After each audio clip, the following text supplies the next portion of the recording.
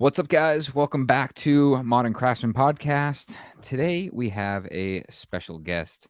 A lot of you guys might know who he is, but he has been the man behind, well, what started as just the NS Builders brand years and years ago.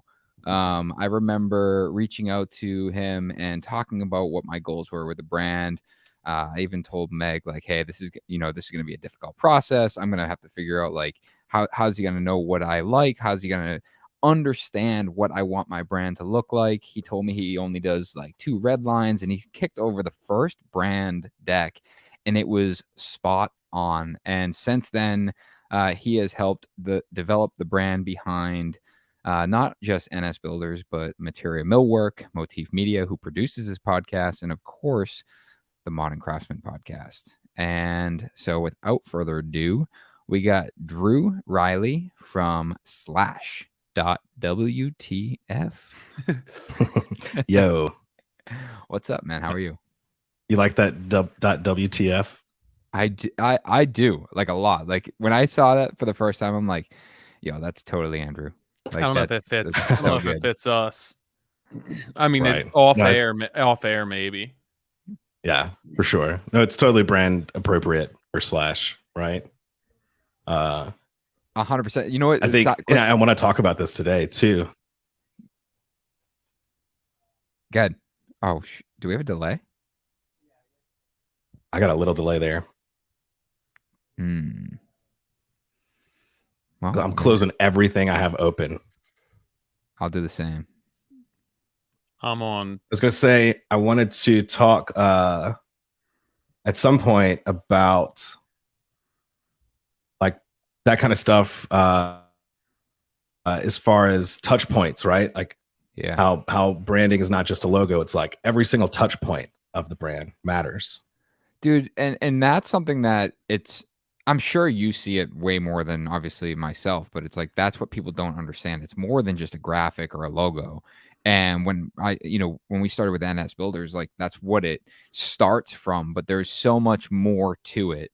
So guys, those that you're watching, if you guys don't know where to watch, make sure you check out our YouTube channel. This goes live every Tuesday. You guys can watch this conversation live. You can even chime in. So if you are watching, feel free to hit the comments. We'll try to incorporate that in the show. Or if you're listening, today's going to be a little bit different than our normal episode. Drew's been on the podcast before, back in April. But today he's going to come on and basically recreate how we came up with the new Modern Craftsman rebrand. And if you haven't seen it, make sure you check out our social channels. You'll see all of those updates. But today we're going to kind of go through that, Drew, right? We're going to kind of take a step back, talk about, and Tyler and I are going to kind of comment on, where the brand, you did the original branding, but why we approached you as to, hey, let's update this. And we had the obviously the benefit of sitting with Drew and getting him to explain the process and kind of how we ended up where we ended up. And it's funny, you talk about touch points in that conversation. I remember like watching my screen as I do, and I'm like, okay, this is cool. This is cool. This is cool. And then there was a few things that you had said, like you verbalized to us about the brand, that when you said it out loud, I was like, whoa, this just became like really cool, like dope, like it once we understood why we got to a certain, detail, it just made the entire process way better. Yeah, it's how I tricked you into believing that I know what I'm talking about, right? Exactly. So today you're going to learn how to trick people. Yeah. I think it's really cool to talk about branding, especially for you guys as viewers, but for anyone who's interested in starting their own thing or evolving a current thing that they're doing, because I think similar to what you guys do is like as craftsmen, right, is there's a part that's so important in the process that's like educating someone on specific things throughout that are going to happen, that one creates trust in a relationship, but two, it like identifies you as an expert. And I think that when people think about branding, they oftentimes think about a logo or like marketing and things like that. But it's so much more than that. And in order to create something, I mean, there's a million people out there that can design a logo that looks good, right? But I think if you're trying to build a brand and position it for growth and scale, there's a lot of things you really need to take into consideration to design a system that doesn't then have to be redesigned unless the why behind what the business is doing changes, or the what the business is doing changes, right? And that's, I mean, that's exactly what happened with us, where, you know, the original branding for the podcast was very podcast centric. Right. And, you know, in over the last 12 to 18 months, you know, Tyler and I's focus for what the Modern Craftsman brand is has, I wouldn't say changed, but it has grown, where it's like this isn't just about the podcast anymore. The podcast is a channel to connect people, but ultimately we want this to be bigger. We want this to be more of a hub centric, you know, location for not just advocacy in the trades, but also education in the trades. Right. Yeah. So I think I wanted to approach talking to you guys today, kind of with the idea of giving folks an insight into our process and how does that look like if we're doing more than just designing a logo. You know, where do we start? So how about for like, do you want to look at this, or does it not? Is it somewhat irrelevant to look at this from somebody who is looking at starting a business and they've never branded themselves, and like, what's the first step? Or somebody who's looking for a rebrand, already has a brand? Does it matter as far as what angle we're taking today? No, because I think it's appropriate for both. So I want to almost kind of like role play and do essentially like a light strategy interview session. Cool. And then after that, I can get into how I take the information we just discussed and apply that to brand design, and all of those touch points, right? So, you know, first we need to do the strategy and determine what that strategy is, and then we apply it to everything we do. So, you guys down for that? Yeah, I love role playing. Let's do it. Can I be Tyler? Nick, you can be a pirate again. I'll be a pirate. I'm pretty upset I wasn't invited to whatever that was. You know, I didn't know Google Meet you could put filters on, and I end up on a pirate, and I couldn't figure out how to turn it off. So, dude, when Zoom like first blew up over COVID and they were introducing all that crazy ass shit, there was like entire meetings where I had like pixel glasses on but couldn't figure out how to get them off, you know. And well, there's like a famous like news interview where the guy had a cat face and he couldn't figure out how to turn it off. It's just so good. So Justin, who's our director of design, for like 6 months couldn't figure out how to change his name that he had set up as Barf. So like every client meeting be like Drew Reilley and then Barf. Yeah, it was great. Amazing. Super on brand, right? So yeah, beginning of strategy sessions, you know, I don't want to go through the whole process because it is lengthy, but I want to just do like a light strategy. So well, let's go back, right? The Modern Craftsman, we reached out. Tyler and I had sat down and we were like, what are we doing with this? You know, what are we doing with the podcast? You know, how do we grow this? There's so many, you know, channels of education out there. And ultimately, like the biggest thing that we looked at is the community that we've built. The community in which the podcast has brought people together, has educated people, has offered opportunities in, you know, their career. And it just always has been something that people can rely on as to this is why people do what they do. This is why they feel supported. And we were in, you know, speaking for myself, that's where what I wanted to do with the podcast is let's turn this into something. Let's create events. Let's host educational events. Let's host workshops. Let's you know build scholarships. Let's help schools. Let's talk to schools. And it's not just a podcast. Right. And we found ourselves, you know, as silly as it seems, like when people would have us at an event, it was, you know, and they would announce us as the Modern Craftsman podcast. It's like, we're not the Modern Craftsman podcast. It's supposed to be Modern Craftsman. And but podcast was tied to it.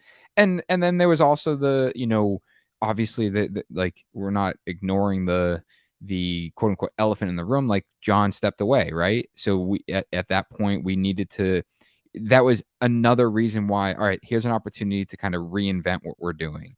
You know, let's create a new identity, but tie it back very much to the original identity and pay tribute to that. So Right. we had reached out. Tyler, are you going to say something? Yeah, I mean, maybe being that I think that all of this is very applicable to what Drew's doing, right? You can come to him for an initial branding, which we did, which I think Right. actually maybe that's how this starts. Digging into that a little bit, just to background what that initial experience looked like, and then there were some changes, what it looks like who benefits from a refresh or a rebrand, what that looks like, and then walk us through what that Yeah. process looks like at that point. I don't think that we need to get into everything from Modern Craftsman, but originally we came to you for, like Nick said, the podcast, and kind of that initial brand was very handmade. As far as what everything looks like. And then I think that kind of what we wanted out of it did shift. But do you recall what that initial interaction was like when we first came to you?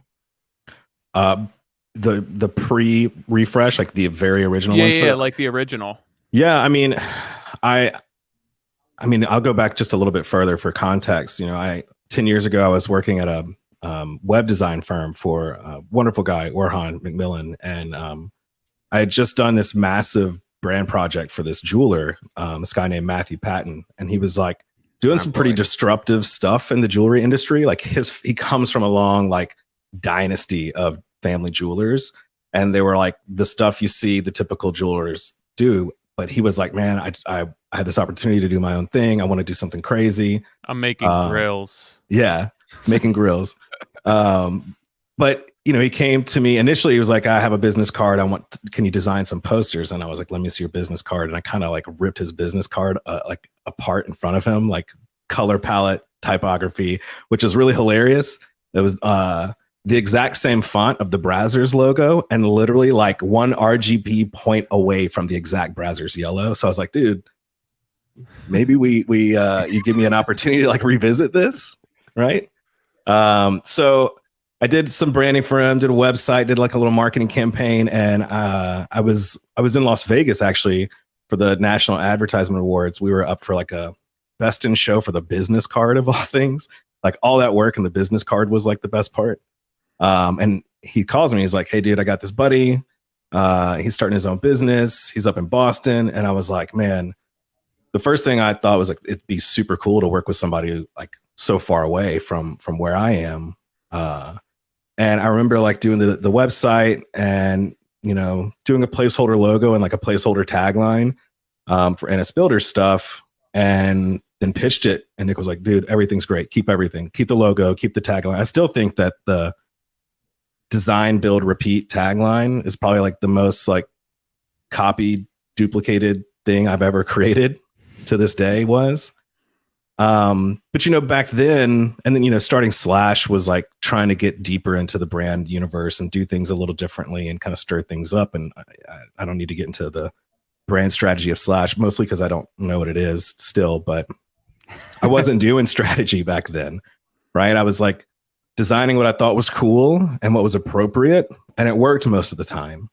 But there were still those times where I'd completely missed the mark and have to do revision number 3, revision number 4, revision number 5. And it got to a point to where I was like no longer vested or interested in the outcome. I felt like I was just kind of pushing pixels around. But it wasn't until Hunter came on board and introduced the idea of doing brand strategy before design that we really honed our process in. And we didn't do that for the first round of Modern Craftsman, right? Yeah. We just did what we thought looked cool and what was appropriate. We asked questions, but it wasn't as in depth. So I kind of want to just ask like the first like 3 or 4 questions to you guys, because I've never gotten to do that, and then get into a little bit more of like how everything got to where it is today. So starting with that, like I've known Nick for 10 years, right? And I worked with him primarily even on the first round of Modern Craftsman. So I still, never got to ask you guys some of these things. So just real quick, tell me how you guys met and what made you want to start a podcast. So when did we meet, Tyler? I think So it was the Kukin Brothers event, right? yeah, I'm not sure exactly when. I know it was basically shortly after I started my business. So at least it was 10 years ago, Mhm. roughly. Um, I didn't have money to market my business. I kind of bartered for some branding for my business and got my wife was on Instagram and ended up on Instagram. And I think my wife probably sent me Nick's stuff that he was doing at that point. And it was just another young person who was taking pride in what they were doing. So we just connected via Instagram. And then I feel Nick has always kind of pushed the envelope as far as being ahead of the curve with our industry.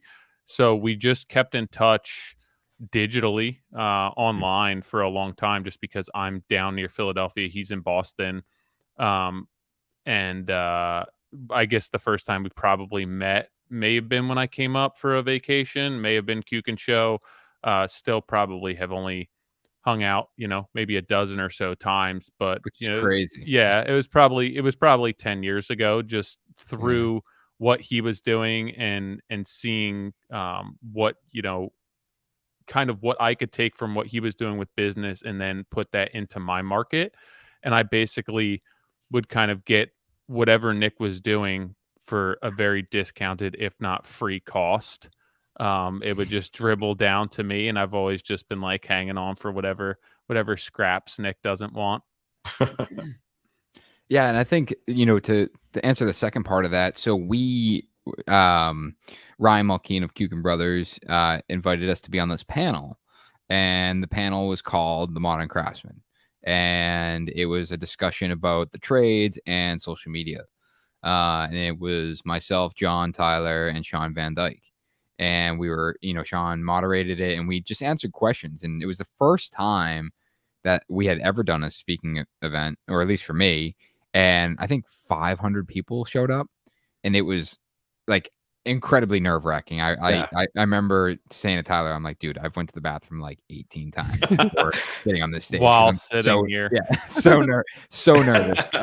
But I remember finishing that show, and I wanted to walk the show. We all wanted to walk the show, and we didn't even make it out of the hallway, and everyone's just walking up asking question after question after question after question.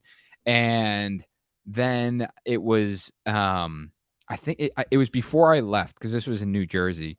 It was before I left that I was like, I'm buying that URL. So I bought moderncraftsman.org. And then I asked Ryan if I could buy it. And he said, yeah, man, that's fine. I'm like, cool, I already bought it. But the name just stuck. And then it was, at the time, John and I were getting together because he was local, and we started having these conversations. It was similar timing as to when Snapchat became really popular. So we, not only like Instagram was very much a feed and there was no stories yet. So Snapchat, we would reference back to Snapchat, hey, see the behind the scenes. And we were like getting goofy with it. So we were, we'd be at a bar and we'd like take a video and be like, oh, hanging out with another builder, drinking beers, eating burgers. And people were like, dude, I want to be part of that conversation. And we were like, why? Like, what do you mean you want to be part of this conversation? Like, we're probably talking about like nothing. And so we, at that point, I think we probably got together a handful of other times. It kept being the same conversation. And John and I were like, hey, let's post that we're going to this restaurant. And we said, hey, we're going to Tony C's in the seaport of Boston on Tuesday, 6 p.m. for a beer. If anyone wants to hang out, we'll be there. And we didn't know like what that meant. And 43 people showed up. And the bar was pissed at us. And we end up paying, like we end up splitting the tab at the end, John and I. And we were like, what the hell was that? And I think we did it one more time at another location, way more prep this time. But what the takeaway was everyone was like, it was great. Everyone was talking, mingling, but everyone was like, man, I wanted to finish my conversation so I could be part of that conversation. Right. And at that point, it was, we go up and do this event in New Jersey, and then we talk and we're like, let's record this. Like, the only way to have these conversations available to everyone is by recording it. So that's when, the idea of the podcast came to light. And I think Tyler, you were up here, and we Yeah, were maybe one of the JLCs, or I came up to visit you for something we recorded in your shop. But essentially, it was people coming to us and being like, "I wish I could be part of this conversation." Mhm. Me being from out of town, we weren't having a ton of face-to-face interaction, and people were asking to be involved with this, and we didn't have the capacity to be hosting a ton of events and everything else. So it was like, oh, podcast makes sense, knowing nothing about it. And nothing. maybe now 5 years later, starting to scratch the surface. Hence, probably why we need to rebrand at this point. So it definitely was not something that we set out to do, and I think even the original branding was a very it was a much different vibe, and I think that our goals were much different. Um, Did we so have a brand before Slash did something? no, Yeah, I don't even remember when. I don't think so. no, we didn't. Yeah, No, I mean, I think I did talk to John a bit about that. At the very beginning, I think there was like just text placeholder being used, right? yeah. By the way, that's the first time I've ever heard of a bar being pissed off that you brought people Well, to it it. was because they had no room. Right. Okay. I mean, this bar, like, it was a busy bar. I mean, busy. Like, there was already like people standing Gotcha. at the bar, and then 43 people walked in At Yeah. once. at My one only time. experience is like when bars are pissed off that we didn't bring people to the bar. Right. No, I Yeah. mean, it was because then what happened was no one was going to sit down. So then they had to come over and move all the tables out of the way.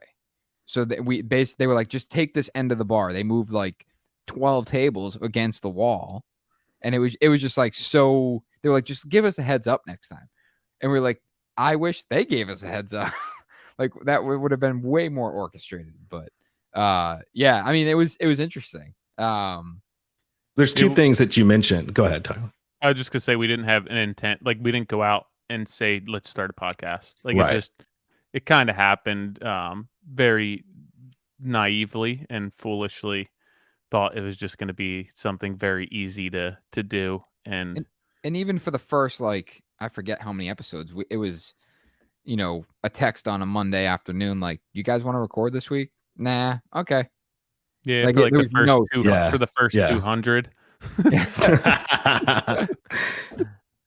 What were you gonna say, Drew? I was saying there's two things, and I'm taking notes in my brand new Hive notebook. So shout out to Ken for sending me some rad Damn. stuff. Mhm. Yeah, dude.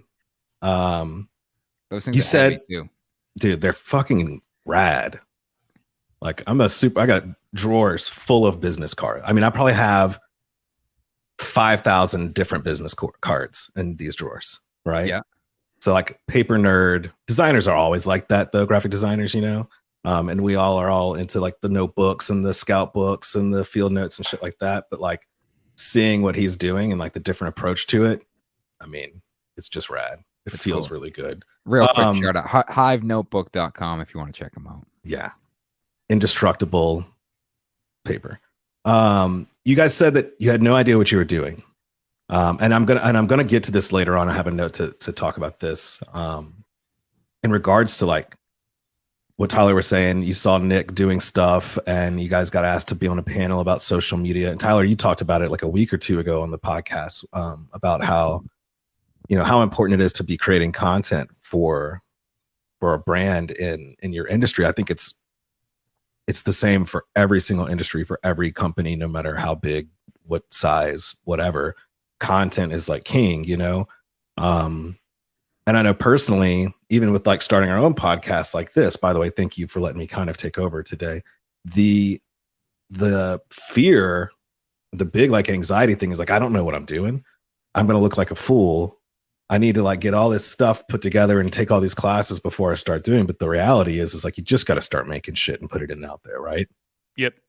I think that if you allow all of that to kind of creep in, that you're never gonna jump. You're gonna be taking these small steps. And it's funny that you say that. It reminds me of somebody said something about dirt biking, where you're building a bike and you're building a bike to make it the best that it can be for everything, and their parts are breaking. And if you expect your bike to be 100% where you want it, you're never going to go out and ride. It's just like, don't let all that shit take the fun away from it. Like, Right. it's supposed to be fun, and go just go do it and see what happens. Right. I think the same can be said about branding. You know, like I'm a perfectionist. I will look back on things I did 2 weeks ago or things I did 20 years ago and be like, oh, that's fucking garbage. I would have changed a million things. Right. And I'm sure you guys do the exact same thing with what you do on a daily basis, but it can't, that like analysis paralysis, right? Like it'll put you in like the closet. You'll never get out of there. You'll never be able to start anything. You'll just be overthinking. I'm 100% guilty about that. But so getting more into like the brand strategy thing. So having the background, knowing about the background, you know, the first thing that I typically ask, you know, I'm intimately familiar with other brands within your industry. There's a lot of similarities in what you guys do and what we do. We talked about that last time. One of the things that I've always admired about you guys and what you're doing with the podcast, or you know, now Modern Craftsman as it evolves past that, is like you've always been about lifting people within your industry up. You know, it's not about competing against them; it's about empowering them. And people would say like you're crazy, like that's your competition or something like that, right? But it's always been about helping people better themselves. And so the question that to start with is like, what's the problem within your industry that you're trying to solve with Modern Craftsman? You talked about you were in these scenarios and people just wanted to like, you couldn't even get out of the door of the first like talk thing. And it's, you know, people just want to be a part of that conversation. Is it because there's no community? There's no conversation being facilitated, and people, when they finally see that there's a potential to have kind of some, you know, firing off of one another and just asking for advice or how do you do this and things like that, that didn't exist within your industry? Yeah, definitely not. And I think that that's primarily a residential construction issue, more so than infrastructure or commercial, where you have the union and larger firms that have money to kind of be setting up systems in a way. The residential construction industry, the barrier to entry is very low, and every jurisdiction, every state, they have different standards and they do things differently. So it's made up of all of these tiny little companies, and there's not necessarily a standard across the board. So I think that there, as far as community goes, there's nothing really to latch on to, other than when we started finding out that there's a lot of young men and women and generations that are kind of coming forward and growing up that want to take pride in what they're doing and want to work with their hands and want to be craftsmen.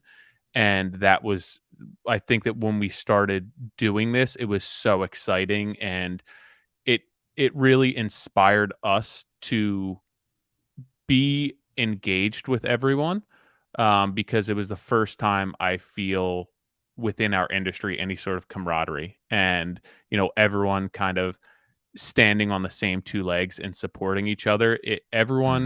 It's all price driven. Everyone has seemed to be out to get each other. And when we kind of started this podcast and getting involved with social media and finding this network of people that were banding together, it was very inspiring. And I think that, you know, that was kind of the catalyst for all of this. And it's not the case with a lot of residential construction, just because of the makeup of the industry. I also think that because, like Tyler said, so many owner operators, they are so in the weeds that, you know, the opportunity to learn what the guy that's working on the house 3 homes down from you is zero. Like, unless you're going to stop what you're doing and walk over there, introduce yourself, and then have him invite you in to see what's going on, it just didn't exist. So this whole like mentality, like, of feeling alone and dealing with things that, you know, only you were dealing with. That guy's super successful. He drives a brand new truck. You know, come to find out, no, he can't even afford the truck, and he has this persona of being successful. But it's they're judging based on face value, where it's the whole role in which we wanted to play is be the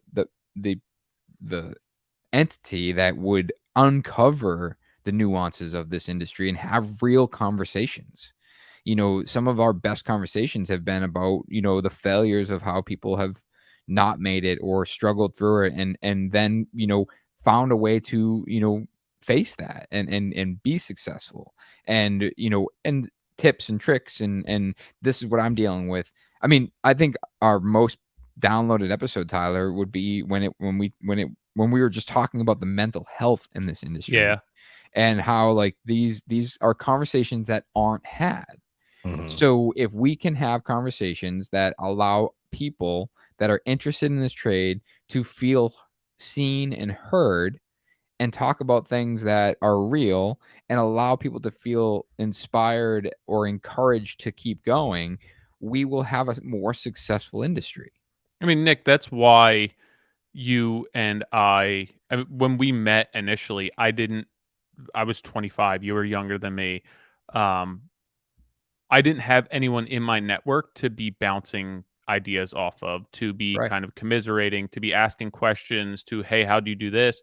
And I think that was really the backbone for our relationship, that we found somebody that wasn't necessarily in our network, had it not been for social, that I felt like I had a community at that point. And the goal with Modern Craftsman always was to have the greatest impact and provide that sense of community for as many people as possible. We felt as though that was our best shot at creating the biggest, most positive industry-wide impact for younger men and women. I mean, older either, but people who needed a community and a network and didn't have one to themselves locally. No, it's 100% true. And even before social, it was message boards. And, a lot of my friends at the time, like it was the same thing. I still have a buddy, Phil. I met him on a GM truck forum. And I was like, oh, you're in Massachusetts. And we hung out at the car shows. And then we started hanging out just as friends. And I remember back then people were like, oh, how'd you guys meet? And we're like, online. And people were like, that's weird. It's like, now it's not weird. Now it's like, it's because you find sense of, a similar mindset and the community aspect of it where, so like Tyler said, when we realize that we can talk and we're similar in age and we have similar goals and aspirations for our business and just as like a man, hey, there's other people that probably feel the same way. Before I was introduced to the community on social, I didn't think anyone else was my age that was as interested in building as I was. Like that's how naive I was. I was like, I am the only person left. And fast forward, I'm like, no, I am still low on that totem pole. Yeah, for sure. But yeah, meeting people online definitely used to be weird too. Be like, this guy wants to be wearing my skin. Yeah, and soon. now people are getting married online. Right. It's like, how'd you guys meet? Oh, Tinder. Oh, that's so cool. It's like, I mean, thank God I met my wife before all the dating apps. I'm like, I don't think I could have done that. But well, you guys are pros at talking about what you do and why you do it. Not everybody is as good at talking about themselves, right? But you've had a lot of experience talking to other people. You feel comfortable doing that. There's oftentimes in the brand strategy interview process, because it's difficult to get people to start kind of like doing the design thinking and thinking deeper and open up and become a little bit more comfortable talking to themselves. So we tend to do that thing where you ask the same question in like a couple of different ways, right? To just get as much information out of them to then help them craft those mission, vision, purpose type statements. So I'm not going to do that with you guys. We can bypass that part because you did pretty incredible. Like I have the 5 questions, right? Is like, what's the problem within your industry that you're trying to solve? And the problem you guys mentioned is there's a lack of availability and community that supports and helps people doing their own thing within the residential construction space grow themselves in every aspect of their business. The way that you want to, in Modern Craftsman, to make people feel is pride, camaraderie, feel seen, feel heard, inspired, encouraged. The way that you do that is by creating content via podcast, video, etc., becoming like an open forum, if you will, and then offering further resources to everybody within the industry. And the big goal is to to have the greatest positive impact on the people who are interested in hearing what you have to say. Like that's super powerful. That's your mission, vision, purpose, right? Yeah. So we talk about brand. And the way we go from brand strategy to brand design is by looking at all those things. We identify what those keywords are and the brand traits, which help us to identify a more clear aesthetic direction that objectively checks off all of those boxes.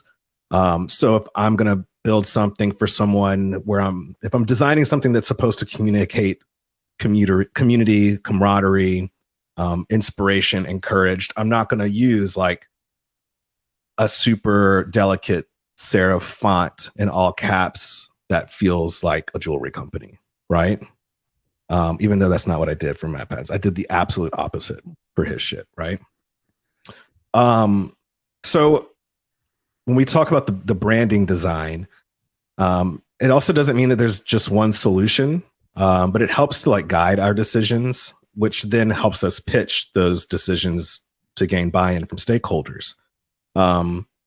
The original branding we did for the podcast when it was the Modern Craftsman podcast before it's evolved to Modern Craftsman today, we used a lot of iconography, podcast iconography. You know, we had like a microphone and like a lightning bolt.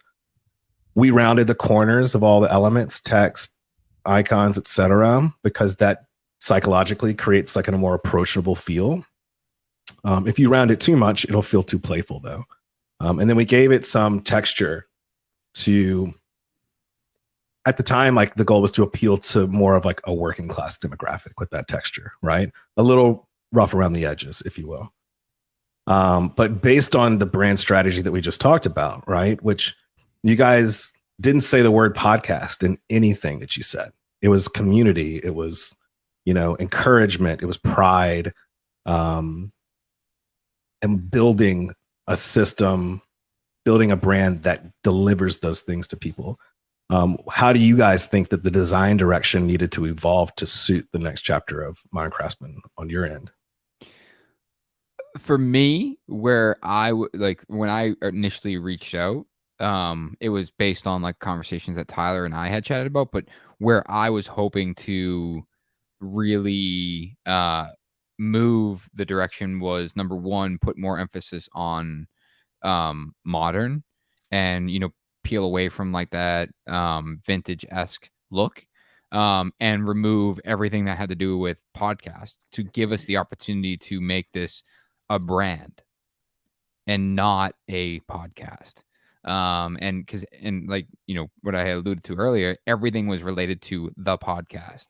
Mm-hmm. And, you know, we quite literally removed the and podcast from what you've transitioned us into. And that's where, you know, that was my personal goal with branding. For me, it was more so trusting Nick's judgment on this one. I don't think that with my business and what I have going on, I don't rely on my branding as much as Nick does, just from a business perspective. Not to say that it wouldn't benefit me immensely, and I think that it would. It's just that when he kind of threw this at the wall and I started hearing him out, I guess my question, like, who would benefit from this? Why would we benefit from this? Why would we go this route? And then having the conversation that we're looking, like, I want to get away from more of that handmade feel, the DIY. I think that there's so many crossovers and, like you said, similarities between what we do in our industry and what other craftspeople. I don't think that what we do necessarily has to limit us to people who work with their hands. And I think that the vibe we were putting off was very blue collar, and really was kind of pigeonholing us. And I think that as we kind of grow and as we deal with companies and partners and different guests, that I don't want to kind of pitch them and them think of us in a certain way where it's like, oh, this blue collar podcast, or this is, Right. you know, people who just work in construction. I want to have a greater impact and a more expanding impact. And I think that when speaking with Nick, that the refresh made the most amount of sense to clean things up and kind of move in that direction where we weren't necessarily backing ourselves into a corner. Right. And I I think think, that's kind of what we had done. Not in a yeah. bad way, but But you asked a really important question there, and I hear it a lot on our end, which is, why would we benefit from, an update or changing completely or spending, a larger budget than we initially expected to on just a logo, right? And I think as we continue to go through everything, we're going to show people today how the, the refresh that we did is so much more than a logo, but why it's appropriate for you guys, you guys needed that, but most importantly, how it's setting you up for growth, and scaling. yeah, and I mean that's something. Even if we take 2 seconds to kind of hit pause on your process, and I'd like to know because this isn't something that I would have thought up myself. This is Nick coming to me, and I always respect what Nick says in his ideas as far as growing and kind of taking the next step and moving towards where we want to be. But who do you think kind of benefits the most from this rebrand, this refresh? Do you think that it's somebody who's like, hey, I want to grow my volume, I want to grow my company, I want to intrigue more people to come here, I need more business? Or is it somebody who's looking to kind of change, like we are kind of the path that they're on some? What does that client look like to you? Like, who would you say would really benefit from something, even if they have strong branding already? Mhm. Well, I think you had mentioned you guys needed to differentiate yourself from what you were initially marketing the content towards to a more broader content demographic, right? So oftentimes as a brand evolves, like I said before, like their why or the what or the how they are doing things changes, albeit whether it's dramatically or just a little bit. Sometimes their messaging, their tone of voice, their brand assets, or the need of brand assets changes.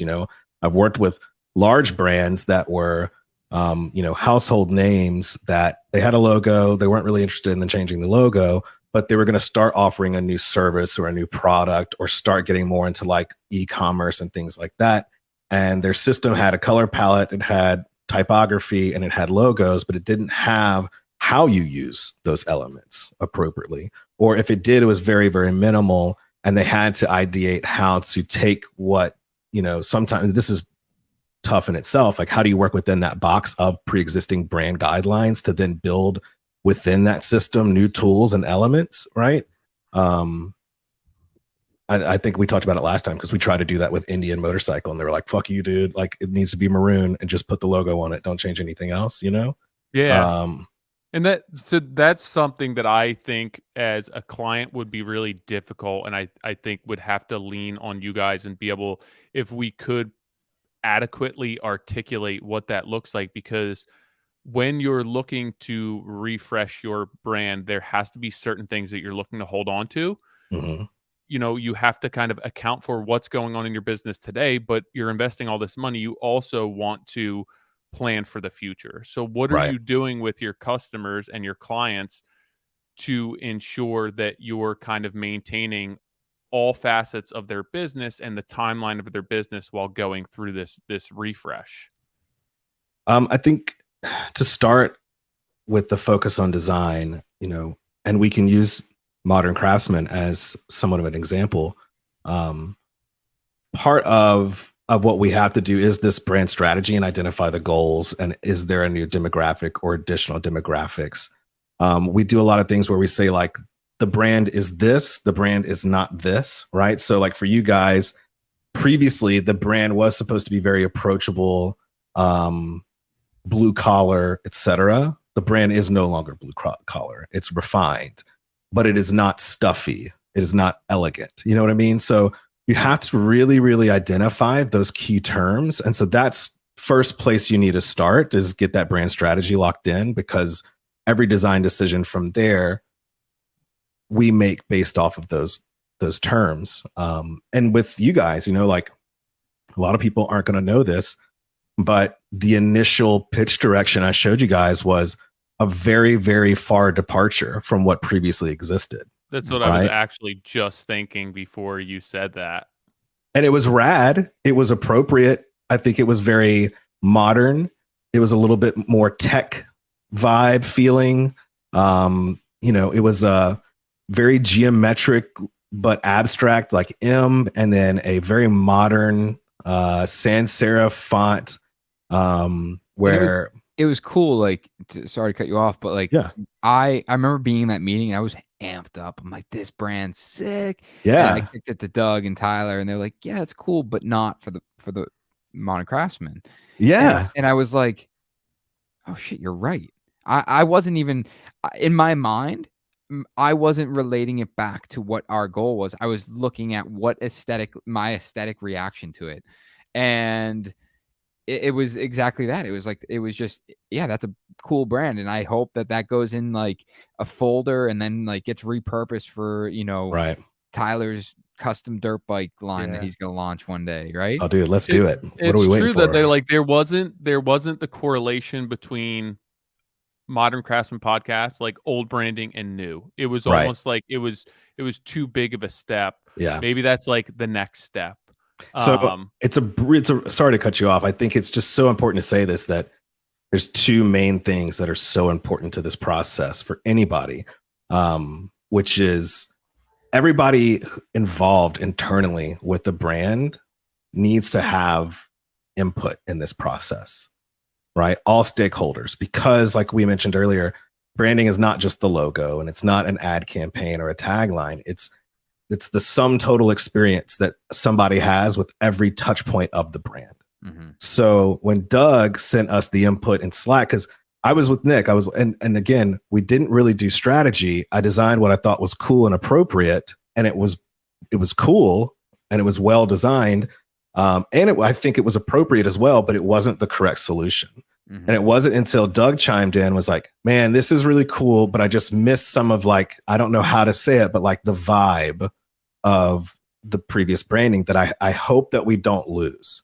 And it was that piece right there that made me start to rethink. And it's funny that you say that, because one of my questions to you was like, it's got to be such a pain in the ass to deal with so many different people when you're doing business branding, and there's right. And I'm like, one of my questions was, is it easier for you to have kind of one point of contact that's then going back? And you just said it, like, no, you have to have everyone involved, which could be a huge pain in the ass. But there's a lot of different insight and kind of perspective that you're getting from different people who want to ensure that entire brand is conveying everything that they need. And you're saying that you want everyone involved. And for me, I feel like that's just opening up a can of worms where I'm like, I don't want to deal with that many people. There's like pros and cons to both, right? And you guys, I guarantee, have had the same experiences, right?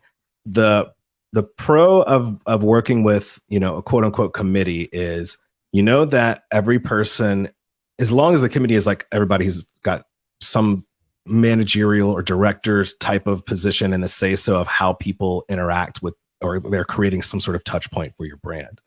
That's great, because you're doing this process, and our process is not like the give us 50% up front, we'll see you in 3 months, just cross your fingers that we email you back sometime. It's very like agile. We want to check in every week or two and like give you like these small incremental updates.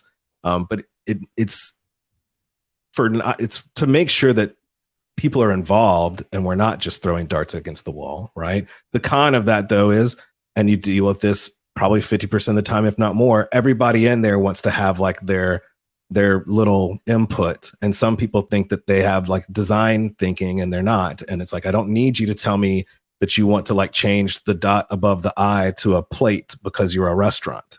You know what I mean? I need you to like sit down and shut the fuck up and answer my questions. And then trust me, because you're bringing me in because I'm the expert, right? Trust me when I tell you that this is like the best route that I think you should move forward, and don't try and like do that. But that happens. The pro of one person is you just got one dude, you know what I mean? Or one chick, and like, that's rad. The con to that is You never want that person to then take the shit that you've poured a fucking 60 hours into and then go pitch your shit to stakeholders because they have zero experience pitching brand, right? Like, yeah, help me get there. But then when it's time, bring me in front of everybody to do the pitch. That's probably best case scenario, right? So you're saying that everyone's going to be exposed to this and experience this brand at some point or another. And rather than rely on one person doing that when it's not their industry and it's not their expertise, you would rather you're going to pitch to everyone one way or another. So like, let's pitch everyone when they're here rather than, you know, I'm going to pitch to you and then somebody else is going to go and pitch everyone else. Right. Exactly. So if you have like a super picky, you know, partner in the relationship of the two people who are clients of yours, and it's not that person who is your point of contact, and you're like, hey, I think this is the way we should build this. We should make this change. It requires budget, requires like you being all in and trusting me. Do you feel comfortable then bringing it to that person who isn't the main picky decision maker and then have them go pitch it to that person? Or would you rather get on the phone with that person and be like, look, this is why, let me explain it to you? Because you know that other person in that partnership is not going to communicate it the same way that you would. Right? Absolutely. I mean, that's like going and working on somebody's house and I'm dealing with the wife and I'm expecting her to go and then talk to the husband. I know that the husband's a pain in the ass. And I'll be like, no, I want both of you here now. And I'll sort this out with both of you rather than relying on what she hears, you know, then communicating that adequately and properly to you. Like, no, let's just do this all at once. Right. Because it's the game of telephone, right? But also, if she's spent 30 minutes talking to you, now she has to go spend 30 minutes talking to him. And then she's got to spend a couple of minutes getting his thoughts, putting that down, and then communicate that back to you. Then you got to do the same thing as your response to her. Like, eventually you've wasted fucking 2 hours, right? And at our rate, that's $300. Yeah. You know what I mean? This is not just about like what I want the process to be. This is, been doing this for 15, 20 years. Trust me, this is a time saver. Just get the dude on the phone with me so I can tell him the first time, right? Yeah. I think that it's also important, like you talk about, you know, the right people. There has to, you know, the right people that are involved with this, right? Where it's like the people that have that are stakeholders, but you also have to work with the right stakeholders because some people are very linear, where it's like they're gonna try to guide direction like very linearly. Is that a word? And it doesn't work. Where this is more of a creative, like this, you're tapping into the creative and talking about the why that, you know, certain things are a certain way, and it's not just straightforward. And I think that, you know, is oftentimes the difficult part of pitching creative. You don't necessarily want those people involved because or at least you don't want those people. You want those people to understand that their feedback is going to be received, but not guided, like taking out guidance. Yeah, there are definitely people who lack vision. And I think that the way we've always tried to overcome that is by spending the time in the pitches on the Photoshop mock-ups and the things like that, where we can explain to somebody like, this is what it's going to look like in real life, you know, which has infinite value. You know what I mean? You know, also there's a huge difference between a brand refresh and a rebrand. Yeah. You know, and what we initially pitched to you guys was a complete rebrand, you know, where we didn't keep anything other than a word. Right. And everything else got lost. There are times where that's appropriate, right? Like Dunkin' Donuts, got rid of the word donuts. They kept their color palette. They went back to like the super bubble font from the 70s and then just completely redid everything else. And it was a massive success for them. You know, where there are other brands like Facebook that completely rebrand, change names, everything, right? Like you still go to facebook.com though, because it was a dumb thing that they did. But the difference, and this is something that we're like still growing and learning, is the different processes for a rebrand than a refresh. What does the strategy interview process, how is that different? And I don't think it's very, very different, like in the core processes. Like you're still Still got to build a foundation, frame it out, you know, et cetera, et cetera. But I think that the approach, it's not the process, but your approach is different. So when we talk about like you guys stuff, when we got the feedback from Doug, and it was important to me to take that into consideration because of how much Doug has his hands on like very, very important touch points of your brand. Right. That whole idea of like enclosed cognition, which is like how much pride you feel when you're wearing that logo or using that logo, is so important in that aspect. So we did like that process then looks like identifying equity in what previous design elements there were, whether it's color palette, fonts, very specific things like rounded edges and texture, things like that. And we do, I have a new word for this, the ruthless edit, where we basically say like, okay, well, okay, we'll do this. We've got like the previous Modern Craftsman logo. There's like the word "the." I'm going to share a screen so I can do this, right? So if you guys are on YouTube, you'll be able to see this. If you're listening in the car or on your phone, whatever, and you want to see what we're looking at here, head over to YouTube. This video will be live by the time you're listening to it on there, and you can see this. You can see that what Drew is sharing. Can you see my screen, guys? Yeah. Okay, so this is the previous logo. We've got the word "the." We have these two dots. Word "modern" is arched.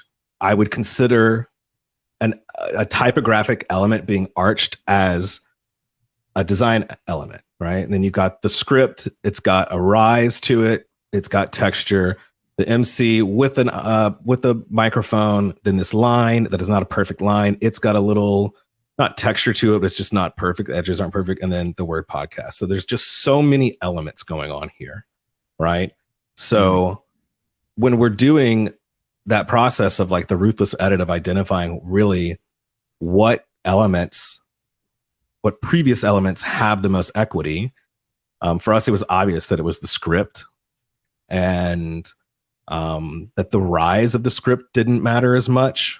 The texture of the script or the rounded edges of the script didn't matter. And in the mark, it was the MC because we have to get rid of the microphone. And then the word "modern," but the arch of the word "modern" doesn't have equity.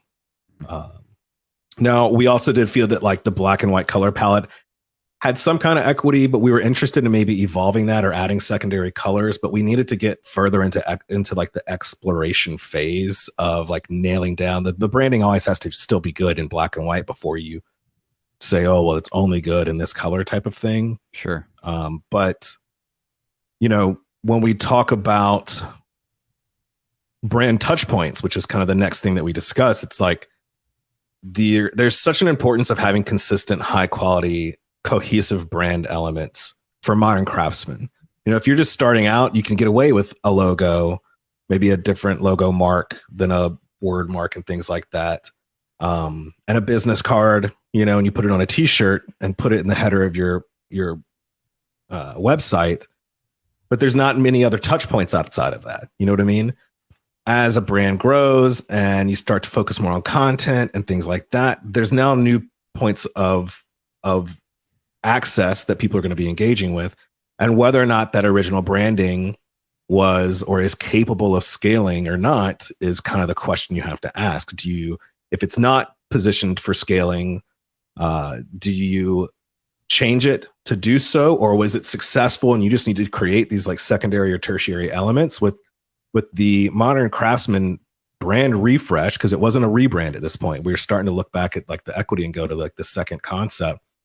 You know, we still also needed to approach it in a way that reduced the amount of unnecessary graphic elements, so that when it is used on whether it's an Instagram feed post or a YouTube clips bumper or a full length YouTube live thing like this, that it wasn't distracting from the primary content and too busy, that it was still communicating all of these things, that it's no longer about blue collar. It's more clearly defined. It's refined, you know, et cetera, et cetera. So we have to consider all those things, as far as touch points and as far as like the importance of those extra brand elements. You know, like that is really important though, because one thing I've noticed as we've kind of been rolling out the new podcast, all of the content around that, it puts more of a focus on our guest and the subject matter that we're putting out, and not necessarily us and the right. Modern Craftsman. And even if you just look at that logo versus what we can pull from the new logo and just the MC, how clean that is, and it's so much less distracting, and it Right. allows the focus to be put on the content and our guest than on us, which I think is really important. Well, and the question I would ask you guys is, you know, and listening to the episode you did a week or two ago, Tyler, talking about the importance that content is for the building industry. It was so great because, again, I think it's perpetually going to be the standard for all brands of all shapes and sizes. And, you know, as we've kind of always been the cobbler whose kids never have new shoes on our side of the street, where it's like, man, I design really beautiful things for people and build these great websites, but for the first like 3 or 4 years of our business, our website was like a white background with black text on it and no portfolio or anything. It's like, as we're getting into this new season of our brand, where we're launching our own podcast at Slash this year, you know, I've honestly been like overwhelmed to look at the amount of content that I want to be able to create. And how the hell am I supposed to do that with like the limited resources I have, the limited time that I have? And also, I'm a fucking perfectionist and I'm not going to settle for it not being great. You know what I mean? How do you guys navigate the way that you're building content, how that has a touch point with Modern Craftsman? How do we? Mm-hmm. I don't even know how to start that answer.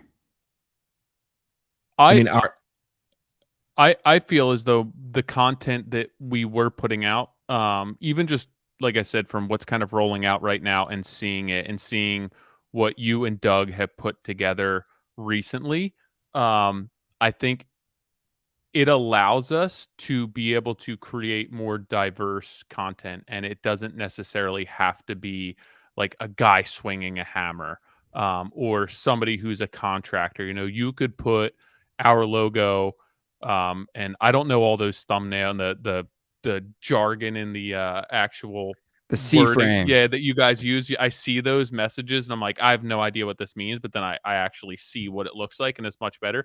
But I don't feel as though, like, our old brand, when we're putting out content, I feel as though it has to look a certain way.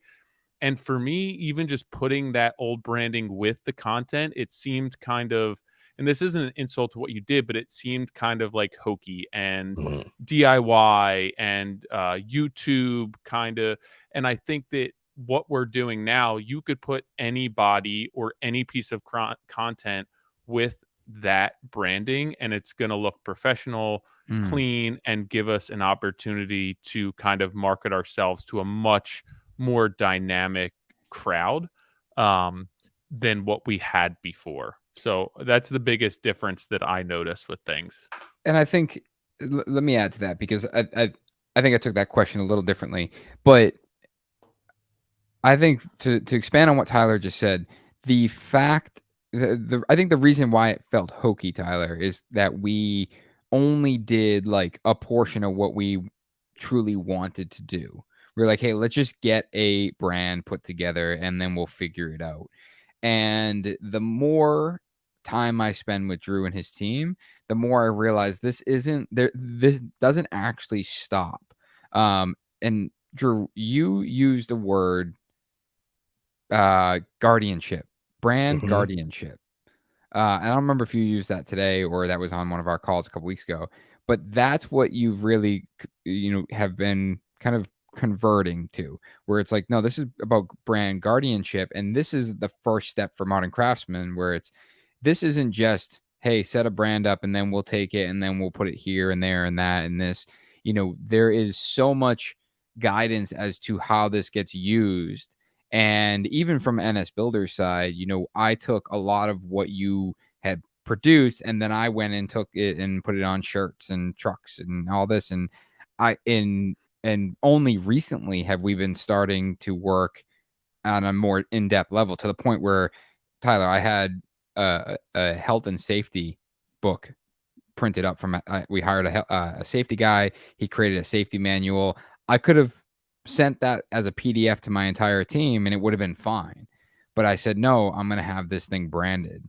So when they get it, it's not just another document. It is consistent. It looks like the handbook. It looks like our core value book. It is the same. And that, exactly what you just said. Here, we are getting so much guidance as to what the brand is, how it gets used, that yes, this continues to evolve and becomes more than just the podcast. Tyler, I had sketched up, and trust me, Drew, I will send it to you first, but I had sketched up a t-shirt idea, and I'm like, this is how I envision this being used. And this is, and I think it's, and it looks great. And it's more, as silly as it sounds, like I want the shirts to be something people wear just to wear, not because they want to promote a podcast or not because they need a work t-shirt. And that's hard. And Drew, you've spent quite a bit of time in apparel design, where it's, there's, for me, I won't wear something that has, it's very hard for me to wear something that has a blaring logo on it, where it's like, I would rather get the unnamed brands just so I can, if I want a logo, it's mine. Mm-hmm. And I feel like a lot of people are like that, where it's like, no, I'm not going to wear a construction company's t-shirt when I'm going out, but I'll wear it at work. It's like, I want, there's an opportunity here with building this brand guardianship and the guidance behind what you're doing to allow this to be more widespread, that always kind of brings it back to the core of what Modern Craftsman is. Yeah, I think that our old design, I even look at the website and kind of what we have with the website. Not that we put much effort into that on our end. I think myself and Nick have dropped the ball, but with the tools and kind of the black and gray and the white, it seems as though that brand, it's very literal. Even the Modern is a more modern font, and then Craftsman is more vintagey. And I think that it all works for what we were doing at that point. And I think that, as Nick and I have kind of spoken to, I believe the new branding really allows us to kind of span outside of our reach and what we kind of had created when we created the podcast.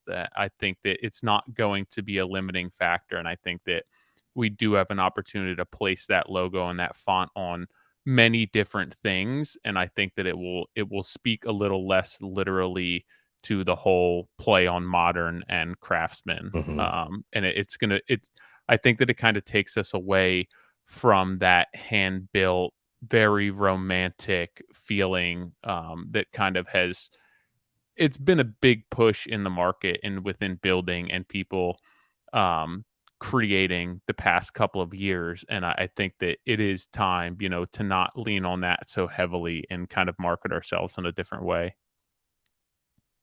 Yeah, just a couple of things to build on some of the things you guys said. You mentioned it immediately has this professional appearance, right? No matter how small or big or new or old a brand is, if someone wanting to start their own thing, or they started it 2 years ago and kind of just did like the Fiverr deal or the Shutterstock deal or whatever it is, and they want to take it to the next level, the immediate response you get from well-designed branding is that the people who are looking at it as far as a first touch point assume that you're professional, right? I also believe that the result of the previous branding, while the design was well done, like it's professionally designed and it was appropriate, it was somewhat appropriate at the time, but it's 100% the result of the absence of brand strategy, right? It was, I did what we thought was cool and what was appropriate, and we ran with it because we needed something and we wanted to roll, Had we been able to, or at the time, because we weren't doing brand strategy, had we sat down and stopped instead of like throwing darts at a wall, and said, okay, well, what's the wall made out of? You know what I mean? What does the dart need to be made out of? How far away from the wall am I? How fast can I throw a dart? You know what I mean? Then potentially we would have ended up with something different. Whether or not that would have still needed to change or evolve or refresh with, this new, modern craftsman 2.0, who knows, right? But that's also, I mean, you're taking a lot of that on yourself, but we can't forget. I think that, and this isn't the reason for change, but I think that a lot of the old brand very much so ties into John's aesthetic and John's vision, even with his business and everything now. And that's not necessarily bad or good. I think that it's taken a new direction, but I don't know. I wasn't that involved with the initial brand to understand how much impact and kind of sway John had in that, but it definitely feels in line with a lot of what his branding was for his own company. Sure. And I think Nick obviously that's not what his branding looks like. It's not necessarily what my branding looks like. And I think our goals for the podcast, it's just not necessarily in line. And it probably was a couple of years ago. And we probably, if you would have asked us those questions a couple of years ago, I don't even know if we would have had the right answers for them to kind of, like the direction probably would have been entirely different. So you can't put that all on lack of brand strategy. Like it wound up the way that it did, but maybe brand strategy would have led us down a completely different path at that point, But I also think that's an important note. Like, it adapts over time. And even NS Builders, we started with the icon graphic or whatever you call it, heavy on that in the beginning. And year after year, I would drop something. And it was like one thing at a time. And the last thing was the design, build, repeat. And then you had, I don't even remember why we did it. I don't even think it was a discussion, but you had reached out and said, hey, I updated all the font. I changed the edges a little bit. And, when I looked at it, once he said something about it, I'm like, oh yeah, I do see that. But before that, I didn't. And that's not good nor bad. That was just, I wasn't really aware of as to why. And then you're like, this is the reason why, and this is what I did, and this is why it's important. And something I said in the beginning of the podcast, it's like you told the story and then I understood it and I was on board with it. But my point is like, that's part of brand it adapts and it can be big wild changes, it can be small micro changes, like the famous Pepsi logo that they spent millions of dollars basically changing like the center piece of white or something like that. I watched the documentary on I forget what documentary it was, but they talked about the Instagram logo, and they hired this company, and this company literally sat in like a boardroom for weeks. And they drew that little camera 20,000 times. That's season 2 of Abstract. That dude, that's right. He's the same guy who redesigned the Jeep Cherokee and everybody hated it. He redesigned the whole Instagram app and everybody hated it. And now like they're staples. They set the bar. And it's just like, people think that, I think that people think that people make fun of the whole Pepsi thing. It's like they spent millions of dollars for that. It's like, you have no idea. Right. But I also feel when you first start your business, or you first start, like we did the podcast and we were trying to figure out where we wanted to be and who we were, that you need a lot of that. I think what we're calling distraction now was necessary back then, because if we're just pumping out MC when we first start our podcast, people are going to be like, what is it?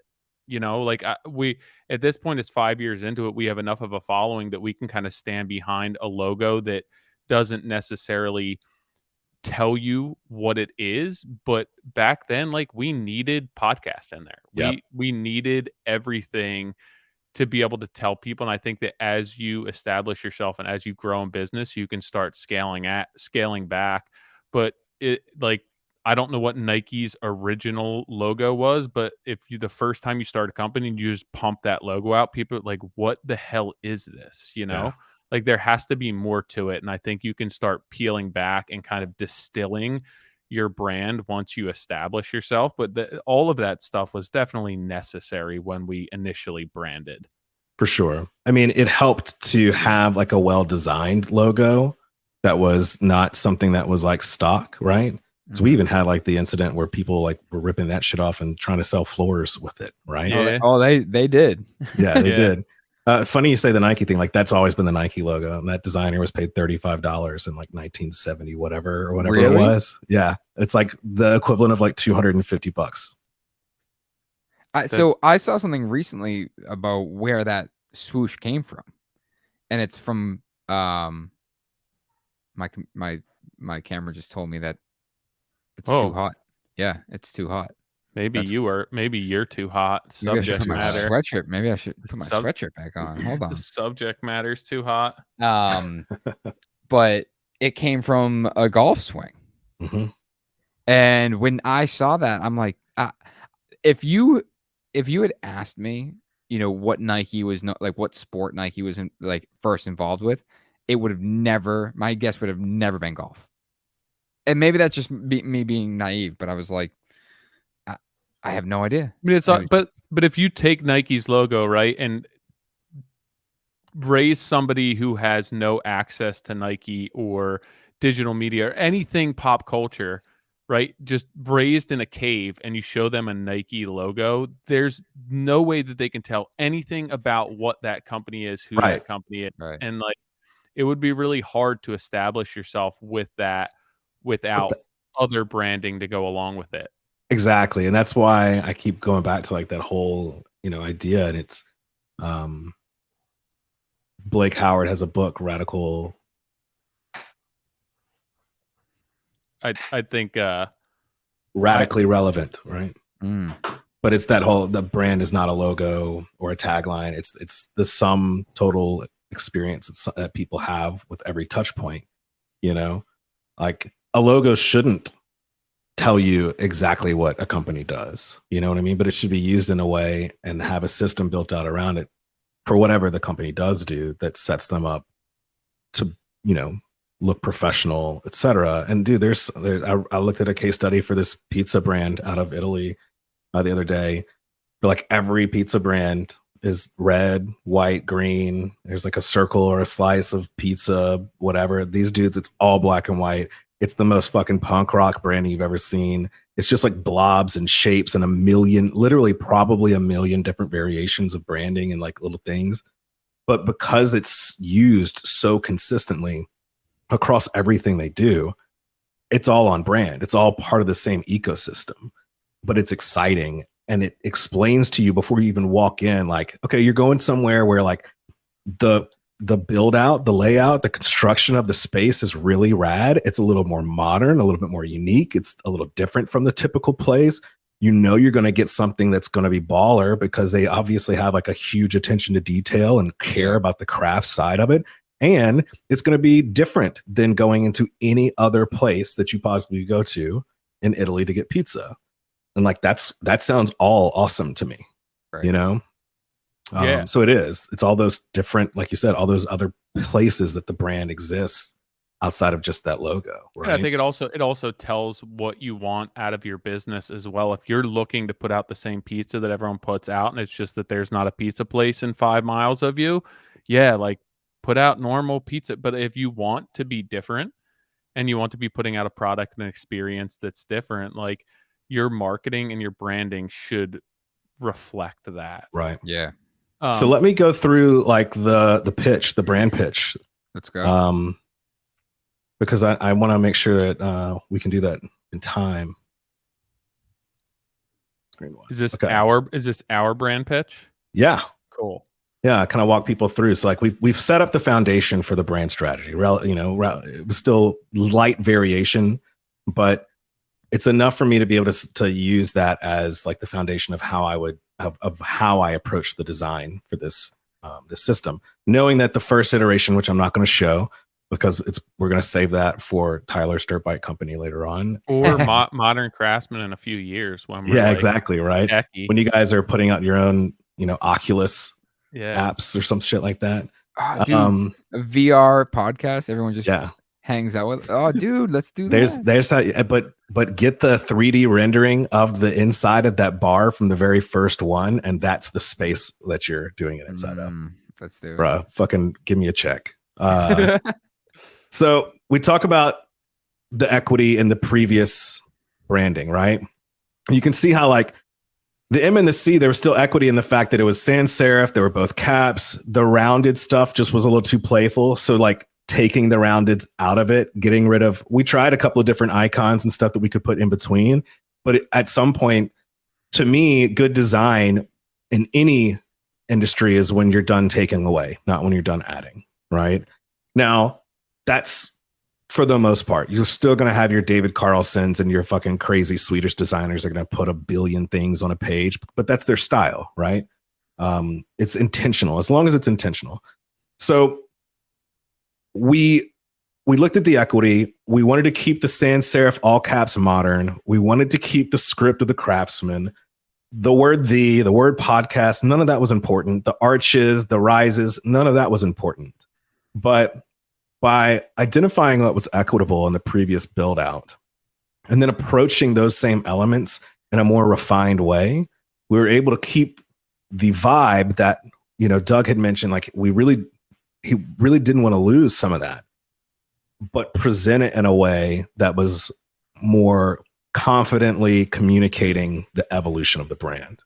And to Nick's point about like the Pepsi logo or the Instagram logo and things like that, Justin and I, he's probably gonna laugh because I'm gonna grossly like undermine how long he's spent on this C. But if I opened up like any one of our mini Illustrator files and zoomed outside of the artboard, I mean, probably a minimum of 500 different variations of this C, right? I think I even showed you guys at the beginning. We had it like kind of looping under and things like that. And I was like, man, it just, that part feels so playful. Yeah. And everything else feels so clean. And the lines stop here. And there's no other big curve like that. So, and the typeface that we were using as a basis that we were then modifying to create this, the C was awful. Edibles are a very powerful drug. Yes. Just sitting there, just drawing C's. Dude, I'm telling you. How many? I'm on $4.99. But we love that shit, man. Well, like it's so fun too, because we'll go to the team. We'll have 3 C's on a page. And we're like, okay, which one do you guys like? And they're all the same. Or we'll go and they'll all be different, but we'll do them in a different order for each person. You know what I mean? Mm-hmm. But we have to do that. We have to kind of do that testing internally to like check ourselves. You know what I mean? And make sure that we're making this call for a reason. At the end of the day, part of it's gut. You know what I mean? Like I've been doing this for long enough to say that my taste has value, right? Mm-hmm. But what we really did was we looked at the shape, the bottom shape of the curve of this A, and we tried to make sure that this curve matched that it felt like it was still part of this same system of letter forms. But when we did that, the top of the C ended like right here, and it gave off O too much, like capital O. So we made it wider. We brought it down here. We had this curving out. We had this doing like a little straight line jut out. All of that was just another one of those things. Was like, why? Why is that element there?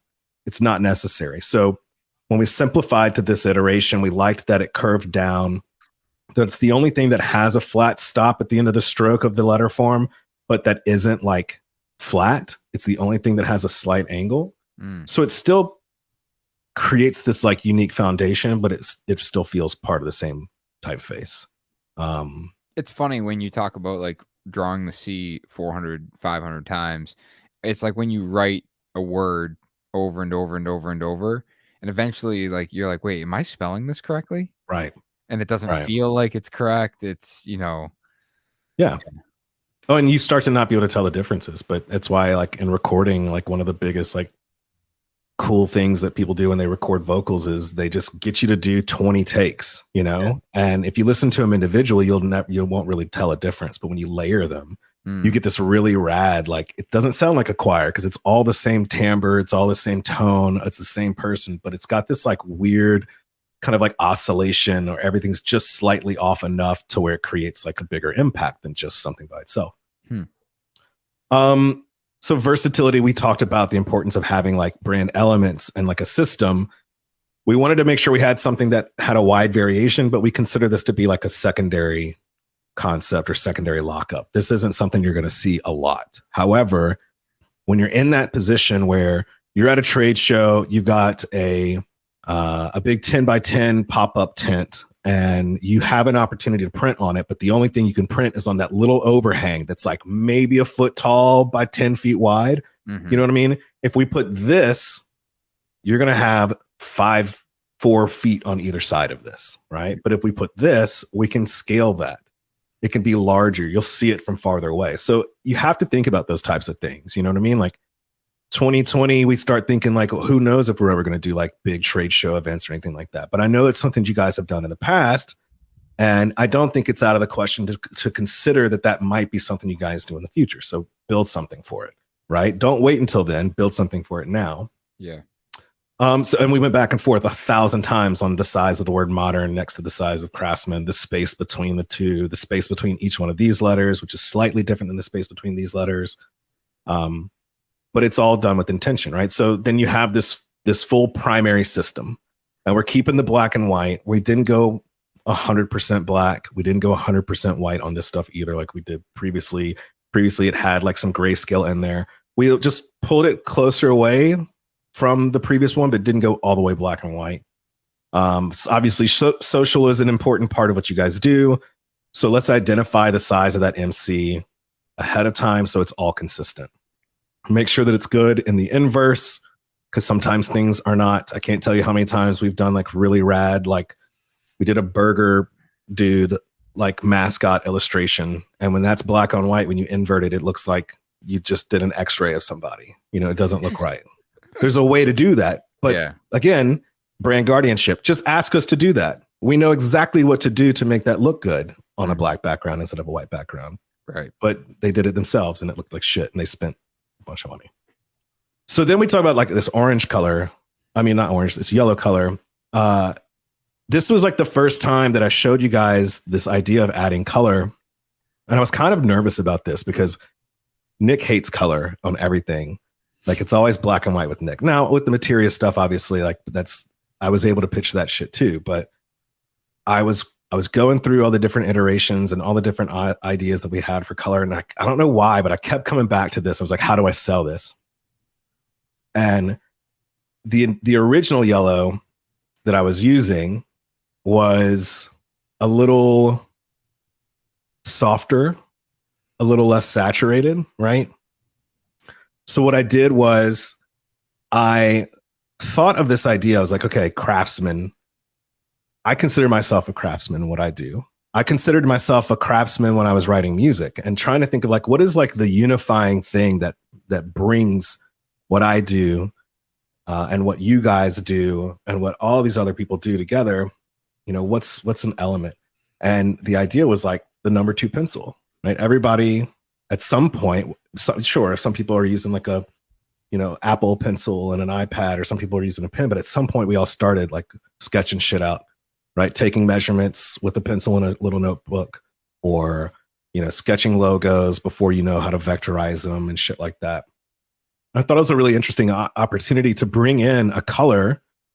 But, you know, with the example, this was like an early mock-up of the website. So you talked about the website and how you guys have like dropped a ball on it. Don't worry, like we're going to launch the website this week and it's going to be rad. Looking at how we would use it, because when I show this is like fucking yellow, dog. You know what I mean? And this, I would never use it like this. You know what I'm saying? I would use it like this.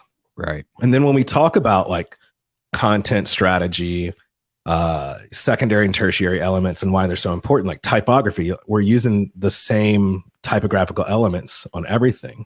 But then we talk about digital assets versus physical collateral. You guys don't need a lot of physical collateral. So we start to prepare content designs and digital assets for strategy, knowing where you guys are evolving. So, and we knew that we needed to build and design for scale and keep things consistent. So, I'm sitting there, I'm like, okay, I know that what you guys do with the podcast episodes is you have a thumbnail or a feed image on Instagram that's like an announcement, just image. This is the guest. And then you do 2 posts that are like clips, highlights, and you've got a watermark on there. And I'm like, how would I create a template for them so I could give that to Doug and he could use it and it could be consistent? And man, I tried 100 things out. I was like, all this sucks. It all feels like not cool. It's not on brand. Like, I just want to do something extremely simple. I don't want to be adding so much shit to this like template. What if I just like took a little notch out of it? And I tried a couple of things until I know this. I was like, hey, it's in the shape of a C almost. It's like a very minimal abstract C. And from a building standpoint, there's a lot of like reasoning behind the height of this piece not being the same height as these other ones and things like that. But I started to refine it and come up with this idea of the C frame. And as I started to build it and play with it, I realized how versatile it could become, but how appropriate for, based off of the content strategy and the growth of the brand it was, and how much value there was for having something that was like agile, that allowed for like different ways of use. So we started looking at what would that look like in an Instagram feed. And I'm like, okay, that looks great. That's a really handsome guy. Post-COVID or pre-COVID rather. And then, okay, well, we're not going to use that every time. I know there's always going to be like a thumbnail and 2 clips. Let me make sure that looks good. And then, okay, well, what is that going to look like on the YouTube channel? How is that applied to the size that a YouTube channel thumbnail is for that video? How can I use it on Instagram stories and things like that? Well, as they grow, it's not just a podcast. There's going to be times where it's just them talking. There's going to be times they're going to have just one person talking. It's not interview. There's going to be times where there's different like resources and tools and tips and things like that. So what if that system allows for like identifying through just slight color variations the different types of content without it being like this big departure and something that's distracting, and you don't even have to like communicate that everything that's yellow is like a specialized content and everything that's black background is tips, guides, resources, or whatever, but it's there, right? And then through that consistent use, you're creating this system that is memorable, it's simple, and it's distinguishable. And those are the 3 Sagi Haviv magic words. Like, that's what creates successful branding. And we know that branding is not just the logo, but it's the sum total experience of every touch point that someone's going to have with it. So like, we've created this system where whether it's YouTube, whether it's Instagram, whether it's, on the website, whatever, anytime someone is interacting with Modern Craftsman, it's not you avoid the whole like McDonald's thing, right? Where we could have just put this, be like, hey, we're badasses. We did this logo. It's new. It takes equity from the previous one. Put that on everything. Right. But that makes people feel like they're being marketed at, you know what I mean?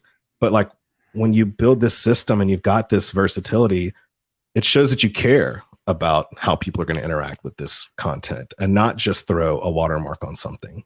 Now, when you're first starting and you just need to make content, throw a fucking watermark on it and push it out the door. You know what I mean? You'll get here.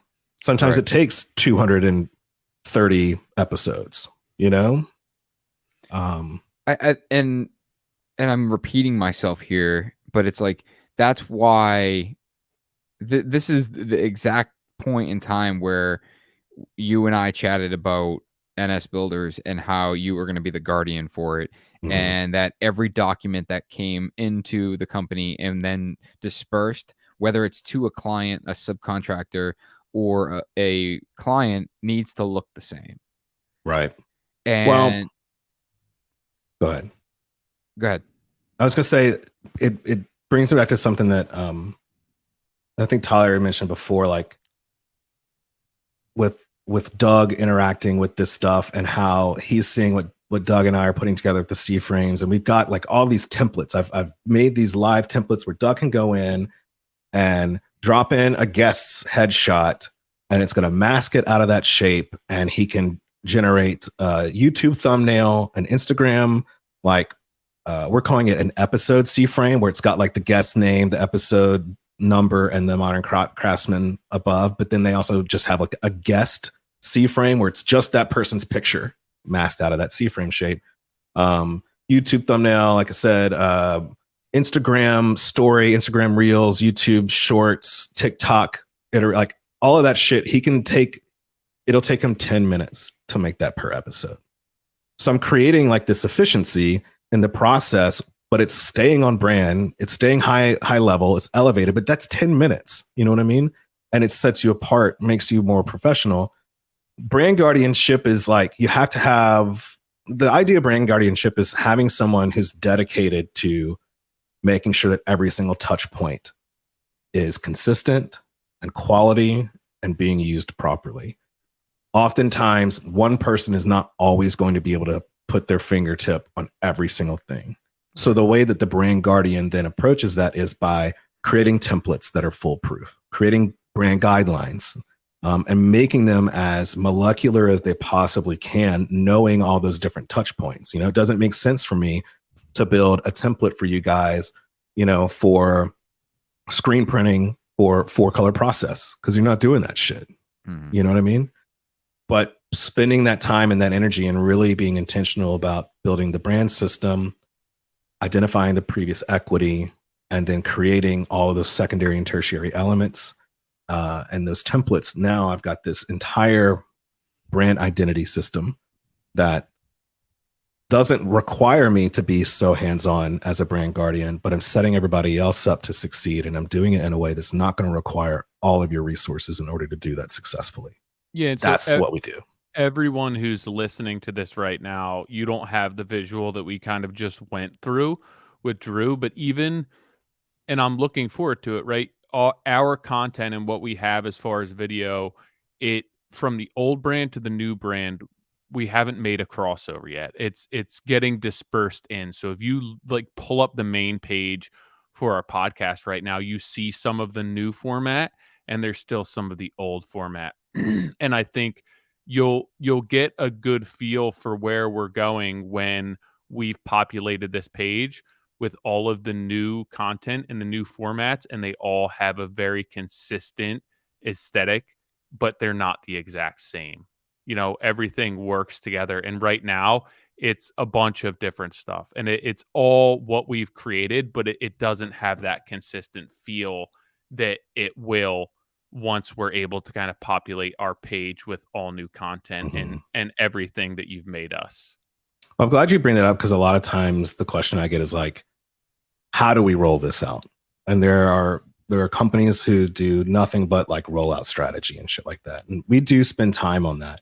And I think it depends. Everybody's different, right? Like, it doesn't make any sense for you guys to like take down everything, all past episodes, all past videos, until we can go and spend the 20, 40 hours it would take to like build new thumbnails for that and then put it back up and archive it. And like, it's just unnecessary, you know? So like with you guys, the rollout strategy is just do it gradual, you know? At some point you're going to be able to scroll back and see that stuff. But at some point you're going to look at the first 2 or 3 pages of the YouTube account, the first, you know, handful of like thumb scrolls on the Instagram page, and it's all going to be consistent. I also think that a lot of that consistency that's for us. That's for our partners, the whole professionalism. But there's a ton of value and content and podcasts that we've recorded that we didn't necessarily have the branding in place or the production in place, and to pull all of that down for people who are just following. Like, we're here to try and help people and establish that camaraderie and the support and the entire network within our community. And to pull all that down just because it doesn't necessarily match our branding right now, it just seems counterproductive for me. Right. So I think that, you know, we'll get there, like you said, but for right now, it doesn't make that much sense to pull that because I think that it's too valuable to people who are looking for something that's different than that. Yeah, because the content is the value add, right? the logo, the branding on the content doesn't change the value of that content to the listeners. Exactly. If there's a 23-year-old kid who listens to a podcast because there's a thumbnail of Gary Katz on it and has a massive takeaway, or, shifts the trajectory of his career because of that, I would rather keep that up. And Mhm. the fact that it has a pretty thumbnail for that doesn't necessarily, the content's the same. The Yeah. value's there. And eventually, we'll get Gary back on and we'll have better recording and better production. And at that point, we'll cross that bridge. But to pull that down, like, we're here to try and help people and to try and grow this community. And moving forward, we're putting our best foot forward, but I'm not going to completely obliterate the past because of that. So I think it's going to be a slow, organic shift and rollout of what we're doing. And I find value in that versus just being like, hey, new year, new us, get rid of everything. Right. Yeah, I don't actually like scrolling to the bottom of like a brand's feed and then like seeing like, man, I feel like they deleted a bunch of shit and started over and then did this and started over. And we did it at Slash one point, but granted, we had like done a complete rebrand.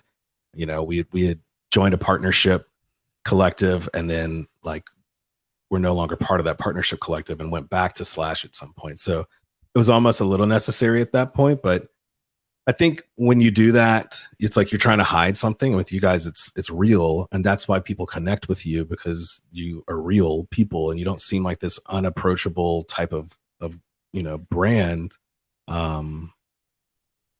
But also, like the content is so much more important, like you said, and the logo doesn't change that at all, and it never will. But what the logo or what the brand system, what branding and identifying what those goals and the problems that you solve and how you solve them and how you make people feel and how you do that, what it does is it allows you to scale. It allows you to reach more people, because I'm the type of person that will like go to YouTube and look something up that I don't know how to do, that I want to learn how to do, and I'll scroll through the first 10 thumbnails and I'm going to click on the one that I think looks cool. Absolutely. Or looks most professional. And it's not just because I'm a designer. Everybody does that. But that's important. That's so important. And it's very important for us to do that moving forward.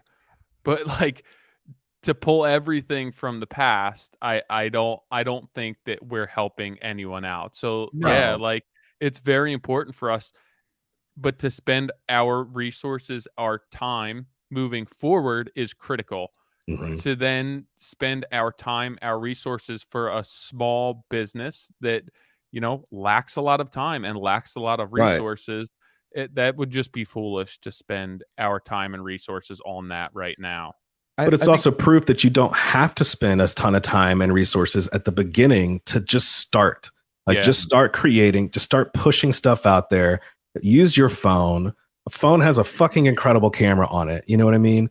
And put the shit out there. Modern Craftsman is proof that you can do something with limited resources as long as you just do your best, right? And you aren't doing it for any other reason other than adding value for other people. Like, obviously people do stuff because they want to grow their personal brands or they want to sell a product and things like that. And that's fine. If you want to make a podcast about your product, do it. If you're waiting 6 more months before you've got proper training on audio fucking engineering and lighting and video fucking editing, you're never going to do it. Exactly. Just fucking do it, man. Time will come. I mean, resources will come. I think that, you just hit the nail on the head. It's like, you just got to start. And our podcast was just that. We just started and we had nothing figured out, and we've adapted over time and gotten better over time and invested in Tyler's blackout screen and better cameras and better audio equipment and better, and a team of people to help us make this like real. There's so many things that, over the course of the last 6 years, like, we have changed and adapted. And I just want to repeat something that you said a minute ago. The whole anyone that's experienced with YouTube understands the power of a thumbnail, and that right there, your choice of video, next time you maybe you don't have experience with uploading something to YouTube, but next time you choose a video, realize how you're choosing that video. And when you realize that you're choosing it based on the professionalism and what it looks like, that's the power of brand. Mm-hmm. right there. And Yeah. that's why it's so important that when you have, because when you open that video, and if the thumbnail is 10 out of 10, you start watching that video and the audio is shit, you're off. Like Yeah. you've lost the consistency. That That's has a good been, point. and that is exactly what we're talking about here, where it's through and through, and the guardianship of what the brand is. And this isn't about the, again, not about just adding logo, adding color, changing a few things. This is, no, we are redirecting all of our attention to the brand and what the brand means, from a much higher level, and how that trickles into everything that Modern Craftsman stands for. Yeah, one of my main questions and kind of what I wanted to touch on with you and ensure that we were going to answer throughout this for our listeners was how you, as a designer, are tapping into what I would call the personification of a brand, right? Where you have somebody come to you and they have this vision and everything that they put into this business to this point. Maybe the business is established, maybe they're leaving a job and going into a new trade, starting a new career, and you have people who are coming to you and they're looking to kind of personify all of those beliefs, those values into an abstract thing, something that's non-human, which would be their business. And I wanted to kind of get inside what that creative process looks like for you, because I think of myself going to somebody and trying to create a brand, a logo, and how you're going to get from A to Z.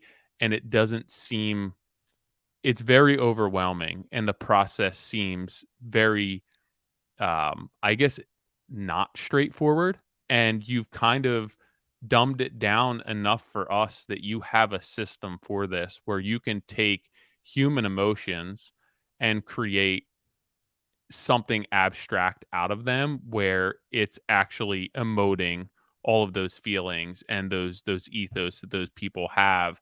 And I always admire when artists are able to do that, whether it's graphic, if it's music, and kind of how they're going from, here are the facts and now I'm going to make this into art, and kind of expressing what they want to do. And I think that you digging into all of this and explaining our creative brief and what you've done with our brand and kind of how you walk people through this should hopefully quell a lot of those uncertainties or anxieties that people have about the process. Yeah, man. I love talking about this stuff. I'm a super huge nerd about design.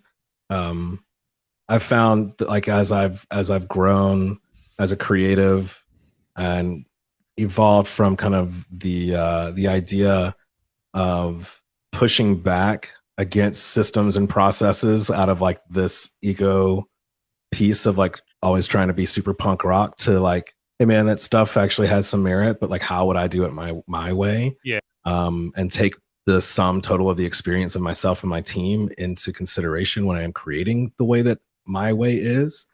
That you can really simplify it down to everything, but it always starts with listening, right? Like, it doesn't matter what I think is cool if it's not appropriate or isn't going to add value. So that's something Nick taught me a long time ago. Like, start with listening. That's how you start to build trust from the very beginning.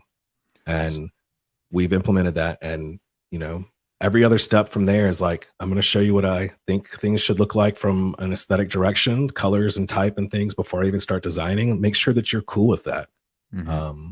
And then if you're cool, by the time you see something, you're not going to be like, holy shit. You're going to be like, cool, rad. What's next? Because you don't have time to like sit around if you're starting something. I mean, we've done this process for the #1 sports bar in America 5 years in a row, the fastest growing, franchise in America 3 years in a row. We've done this for a buddy who like has been working in a print shop for 20 years and wants to start his own thing. And it's the same process. Right. When you have somebody come to you, what would one thing that you kind of wish that they would walk through the door with, or one question that they had for you that would help you create the best product for them? And I think that that's probably a very difficult question. but if you had kind of any words of advice or thoughts for somebody who's looking to spend some money and some resources on branding, like Yeah. what would their homework be? I think the two biggest things that help our process from working with somebody from their end is trust. Obviously, it's number one, and I understand that you have to earn trust oftentimes. I think that the like most tangible thing would be, what do you like, what do you not like, and why? Yeah. And the what do you not like is probably more important, because in our industry, the customer is not always right. And what I mean by that is, because someone loves the color blue doesn't mean that their branding should be blue, because that's a subjective ask. What I'm trying to do with the strategy is say, I've listened to you, created this strategy, and objectively, I don't believe that that's the right choice.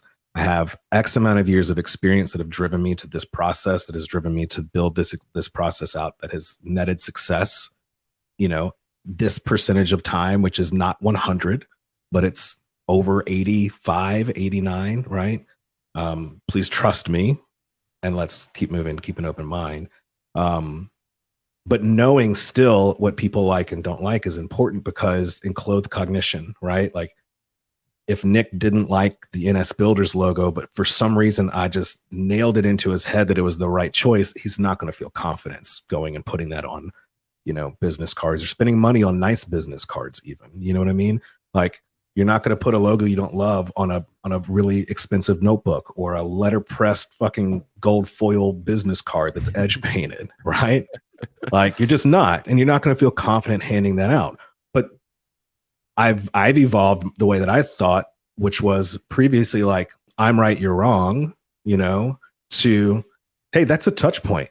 That's an experience that somebody has with that brand. It's important. Everything, every part of that is important. So it's a little give and take, but yeah, come to the table with, whether it's a Pinterest board or it's like a fucking Apple Note with a bunch of links and it's not organized at all. Like, my brain doesn't work that way either. Like, what do you like? Why do you like it though? Because I just do.